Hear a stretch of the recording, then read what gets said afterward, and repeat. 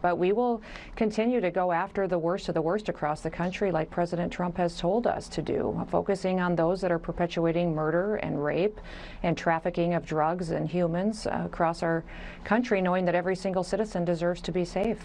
Part of what distinguished the Los Angeles operations, however, is that National Guard troops were there, in essence, protecting or backing up those federal agents as they conducted operations. Is that what we should expect to see in Chicago? You know, that always is a prerogative of President Trump and his decision. I won't speak to the specifics of the operations that are planned in other cities, but I do know that LA wouldn't be standing today if President Trump hadn't taken action. Then that city would have burned down if left to the devices of the mayor and the governor of that state.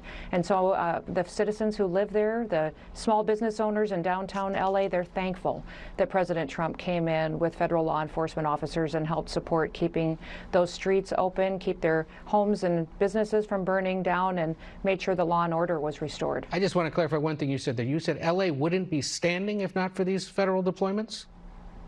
So many of those homes and businesses that were in downtown LA and in those areas were dealing with riots and violence, and coming in and bringing those federal law enforcement officers in was incredibly important to keeping peace. And so we are grateful that President Trump was willing to send resources and people in order to enforce the law. And Ed, since then, we have arrested 5,000 dangerous illegal criminals out of LA and removed them from our country and had them face justice for their crimes.